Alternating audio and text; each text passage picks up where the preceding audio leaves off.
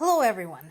I want to start with this story from BBC. And this is to address the remarks that not all Russians are like that. Meaning, not all Russians support Putin, not all Russians support the war in Ukraine, not all Russians think that non Russian nationals are vermin, and so on and so forth. So, this is a good illustration of what happens to the Russians who are, in fact, not like that. And I would venture a somewhat educated guess that there are not a lot of those left in the actual Russia for the very reasons that Russia has become a complete cesspool. It is a dictatorship, it is oppressed, and people there who disagree with the current policies are surrounded basically by potential enemies.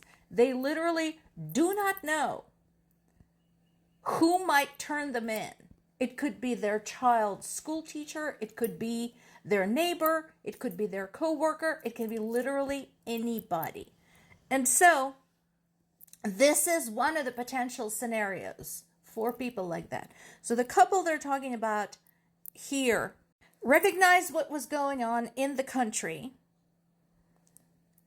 after the annexation of Crimea, after all of the lies and the denials and just the whole hideousness of it all. And remember, there was a passenger plane at the time that got shut down. So they decided to leave, which they did. They spent some time getting out. Notice the difference between the time interval, 2014 to 2019. They actually settled in a small village in my native Zaporizhia region and started settling in, started slowly acclimating. And then, of course, 2022, the war began. And these people decided, okay, if we're going to be in the occupied area, which is where they ended up being, we're going to do something. We're going to help. And so they watched Russian convoys passing. And then they contacted an acquaintance in Kyiv and tried to leverage that to contact Ukraine's security services, which they did. And so for some time, they successfully communicated the location of Russian troops to Ukraine's security services. Of course, this did not go unpunished after 2 years of getting coordinates and communicating them. Sergei got captured, was taken to an abandoned house, interrogated, tortured. And his wife basically didn't know where he was or anything like that. So eventually he was able to break free. After being forced to confess on camera to helping Ukrainian armed forces, surprisingly, he was released, which has been known to happen in the occupied areas. Because when they released this man, the Russians confiscated all of his documents, including his passport, without which he couldn't go anywhere.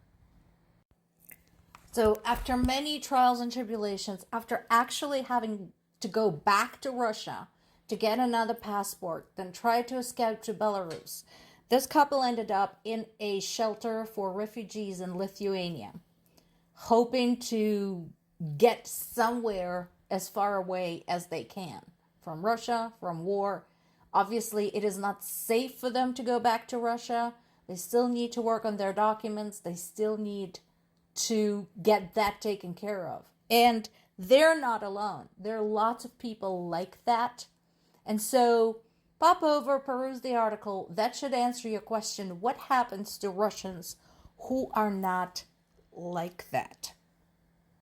You have already seen the articles about the prisoner swap and a major assault that was launched against Ukraine, specifically against Ukraine's capital of Kyiv, some hours later. So there are now some details coming to light as to why. And I talked to my parents and asked them about this. Like, what's up with, in the middle of all the talking about ceasefire and stuff like that, suddenly such a huge attack? So what they told me was that this is in retaliation for the drone raids against Russia's, first of all, the semiconductor factory, which was a legitimate military target, and the disruption of the work of Russian airports. Now, I would like to make it very, very clear to everybody. So far, Ukraine has a really good record. Not flawless, but really good record of targeting and striking military targets only. And those raids during which the airport function has been disrupted, nobody was hurt. There may have been some damage, there may have been some pieces, but people weren't killed. They did not actually target the waiting areas in the airports where people were crowded, which is something Russia has done for Ukrainian bus and train stations several times. So, Ukraine has a really decent record of not harming civilians and avoiding civilian casualties and avoiding the destruction of civilian property. In response, Russia basically unleashes whatever they have on hand at that time, regardless of where it might land. In fact, it's now pretty obvious that Russia targets civilians on purpose, just for the purpose of terrorizing them.